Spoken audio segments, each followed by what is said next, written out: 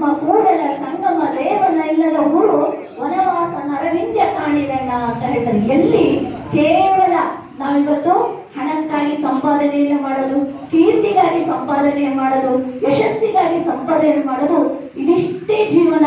ನಮ್ಮ ಜೀವನ ಅಲ್ಲ. ನಮ್ಮ ಜೀವನ ಈ ಒಂದು ವಿಶೇಷವಾಗಿರ್ತಕ್ಕಂಥದ್ದು ನಾವು ಸಾಧನೆಯನ್ನ ಮಾಡಲಿಕ್ಕೆ ಬಂದಿದ್ವಿ. ಈ ಮನುಷ್ಯನ ಜನ್ಮ ಅಂದ್ರೆ ಹೇಗಪ್ಪ ಅಂದ್ರೆ ಇದು ಒಂದು ಅರಿವಿನ ಜನ್ಮ. ಅರಿವಿನ ಜನ್ಮ ಅಂದ್ರೆ ನಮ್ಮ ಬುದ್ಧಿಶಕ್ತಿ ವಿಕಾಸವಾಗಿರ್ತಕ್ಕಂತಹ ಒಂದು ಜನ್ಮ.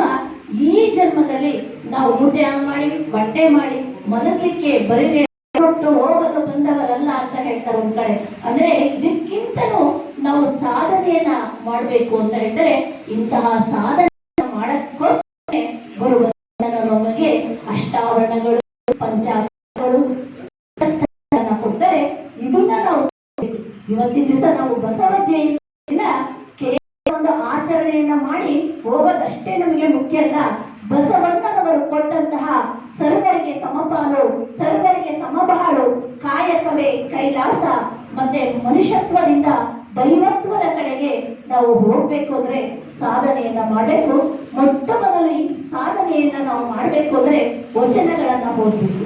ಮೊಟ್ಟ ಮೊದಲು ವಚನಗಳು ಅಂದ್ರೆ ಏನಪ್ಪಾ ಅಂತಂದ್ರೆ ಇವು ನಮ್ಮನ್ನ ನಾವು ತಿದ್ದಿಕೊಳ್ಳಲು ಇರುವಂತಹ ಒಂದು ದೈವಿ ಸಂದೇಶಗಳು ಈ ವಚನಗಳು. ವಚನ ಅಂತ ಅಂದ್ರೆ ಏನಪ್ಪಾ ಅಂದ್ರೆ ವಾ ಅಂತಂದ್ರೆ ವಚಿಸುವಲ್ಲಿ ಶುದ್ಧನಾಗಿರು, ಚ ಅಂದ್ರೆ ಚಲಿಸುವಲ್ಲಿ ಶುದ್ಧನಾಗಿರು, ನಾ ಅಂದ್ರೆ ನಯನಿಸುವಲ್ಲಿ ಶುದ್ಧನಾಗಿರು.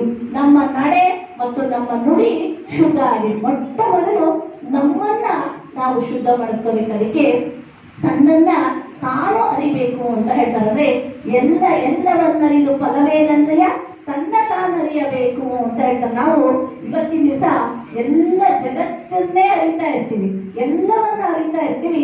ನಮ್ಮನ್ನ ನಾವು ಅರ್ತ್ಕೊಳ್ಳಕ್ಕೆ ನಮಗೆ ಸಮಯ ಇಲ್ಲ.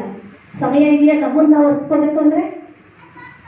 ನಮ್ಮನ್ನ ನಾವು ಹೇಗೆ ಅರಿಯೋದು ಅಂತಂದ್ರೆ ನನ್ನನ್ನ ನಾವು ಉಳ್ಕೊಂಡು ನಾನು ಯಾರು, ನಾನು ಎಲ್ಲಿಂದ ಬಂದಿದ್ದೀನಿ, ನಾನು ಎಲ್ಲಿಗೆ ಹೋಗ್ಬೇಕು ಅನ್ನೋದನ್ನ ನಾವು ವಿಚಾರವನ್ನ ಮಾಡಬೇಕು. ವಿಚಾರ ಮಾಡ್ತಾ ಮಾಡ್ತಾ ಹೋದಾಗ ಈ ಸಂತರು, ಶರಣರು, ಮಹಾತ್ಮರು ಕೊಟ್ಟಂತಹ ಸಂದೇಶ ಏನು ಅನ್ನೋದು ನಮಗೆ ತಿಳಿತಾ ಹೋಗುತ್ತೆ. ಅದಕ್ಕೆ ಶಿವ ಚಿಂತೆ, ಯಾರು ಶಿವನ ಒಂದು ಚಿಂತೆಯನ್ನ ಮಾಡೋದಿಲ್ಲ. ಶಿವ ಅಂತಂದ್ರೆ ಪರಮಾತ್ಮ.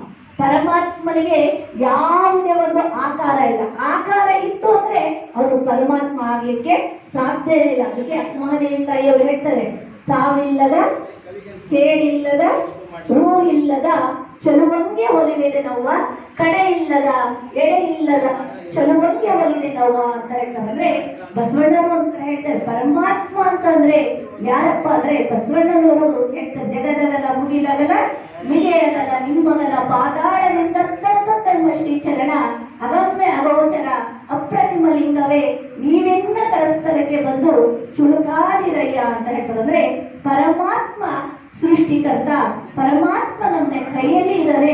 ಅಂತಹ ಪರಮಾತ್ಮನನ್ನ ನಾವಿವತ್ತೆಲ್ಲರೂ ನೀವು ಸಂಸ್ಕಾರವನ್ನ, ದೀಕ್ಷಾ ಸಂಸ್ಕಾರವನ್ನ ತೆಗೆದುಕೊಂಡಿದ್ದೀರಾ. ಅಂತಹ ದೀಕ್ಷೆಯನ್ನ ತೆಗೆದುಕೊಂಡಾಗ ಪ್ರತಿಯೊಬ್ಬರು ಇಷ್ಟಲಿಂಗವನ್ನ ಪ್ರತಿನಿತ್ಯ ನಾವು ಪೂಜೆಯನ್ನ ಮಾಡ್ಬೇಕು. ಹೊಟ್ಟೆಶ್ವರನ ನಾವು ಹೇಗೆ 3 ಹೊತ್ತು ಪೂಜೆ ಮಾಡ್ತೀವಲ್ಲ, ಹಾಗೆ ನಾವು ಬೆಳಗ್ಗೆ, ಸಂಜೆ, ಮಧ್ಯಾಹ್ನ 3 ಹೊತ್ತು ಪೂಜೆಯನ್ನ ಮಾಡಬೇಕು. ಆಗಿಲ್ಲ ಕಡೆ ಪಕ್ಷ 1 ಹೊತ್ತಾದ್ರೂ ನಾವು ಪರಮಾತ್ಮನನ್ನ ಪೂಜೆಯನ್ನ ಮಾಡ್ಬೇಕು. ಪರಮಾತ್ಮನನ್ನ ಪೂಜೆಯನ್ನ ಮಾಡೋದ್ರಿಂದ ನಮಗೆ ಏನಪ್ಪ ಆಗುತ್ತೆ ಅಂದ್ರೆ ಬಸವಣ್ಣವರು ಹೇಳ್ತಾರೆ, ಯಾವಾಗ ನಾವು ಪರಮಾತ್ಮನನ್ನ ಪೂಜೆಯನ್ನ ಮಾಡ್ಬೇಕು ಅಂದ್ರೆ ಸುಪ್ರ